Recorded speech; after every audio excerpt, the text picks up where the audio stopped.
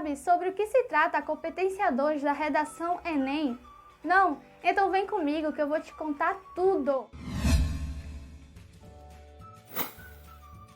Como já foi dito no último vídeo da competência 1, o INEP ele disponibilizou o material da bancada de correção de redação 2020.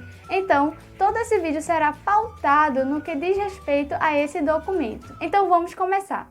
A competência 2, ela diz o seguinte: o aluno deve compreender a proposta de redação e aplicar conceito das várias áreas de conhecimento para estar desenvolvendo o tema dentro dos limites do texto dissertativo ou argumentativo.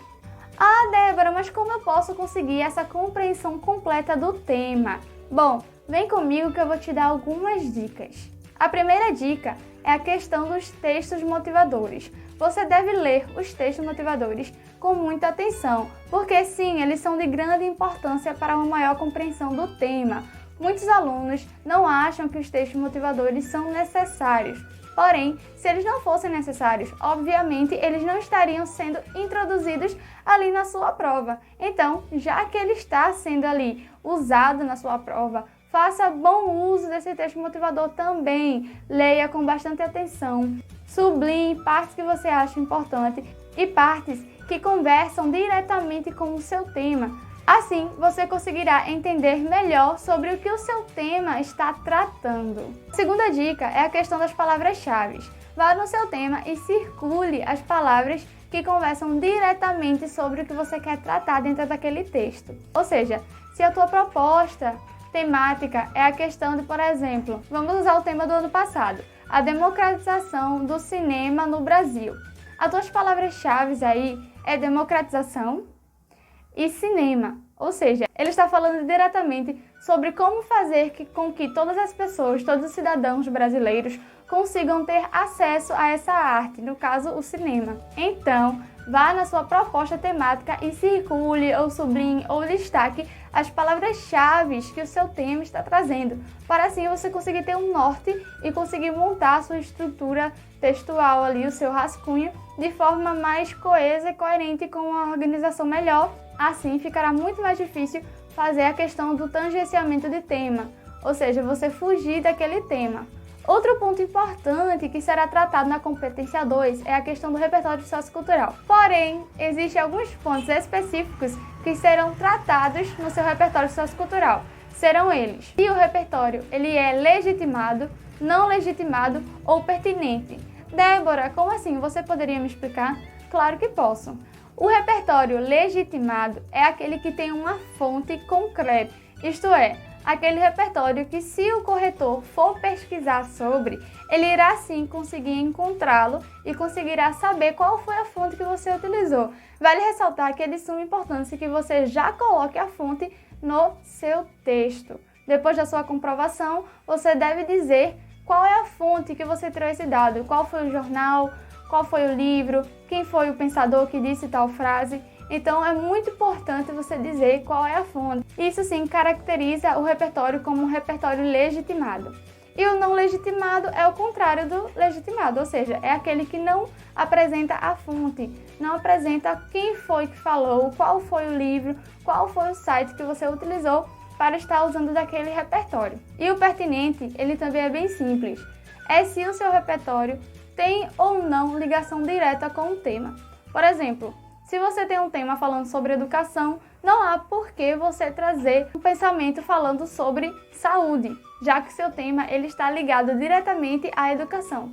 Então use um repertório sociocultural que tenha ligação direta com o seu tema, que converse diretamente com o seu tema.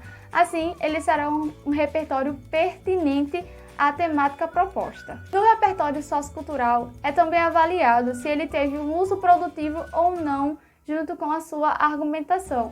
Oh, Débora, o que seria isso? Ele fez sim uma grande diferença, e se você conseguiu interligar a sua argumentação, seus argumentos com o seu repertório.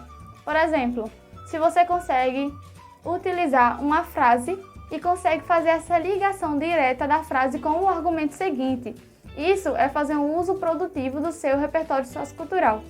É como eu sempre falo, não adianta só trazer frases soltas e colocar na sua redação se você não consegue interligar essa frase diretamente com o tema e diretamente também com os seus argumentos.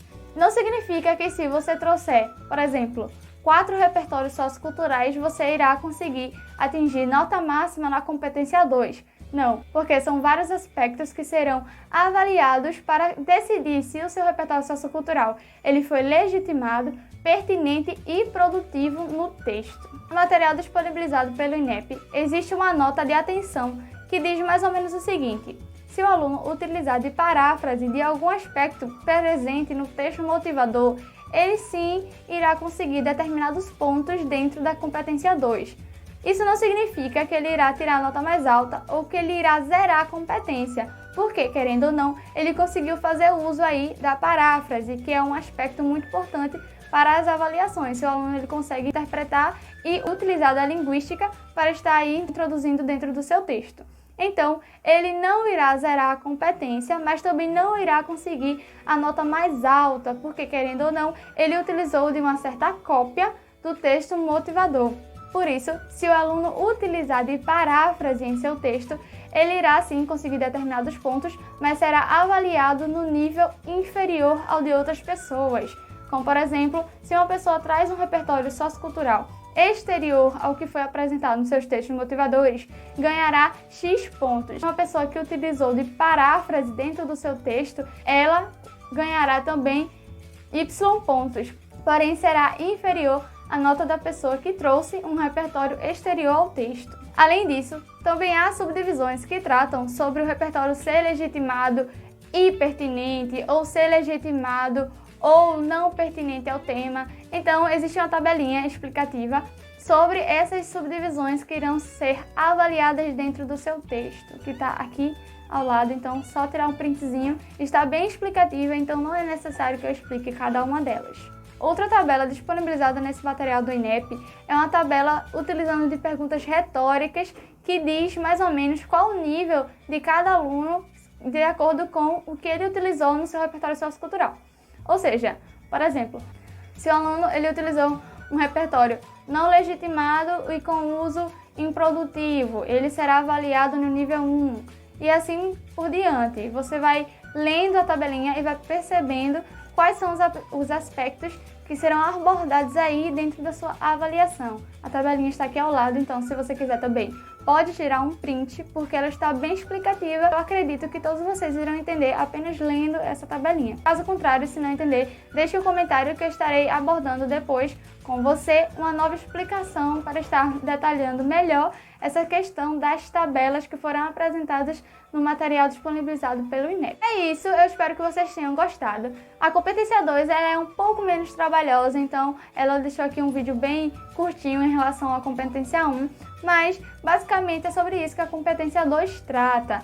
Caso gostou, curte e compartilha com os amigos. Não esquece de se inscrever no canal e também ativar o sininho da notificação. Deixe um comentário se esse vídeo te ajudou de alguma forma ou se você ainda tem alguma dúvida em relação ao tema tratado aqui.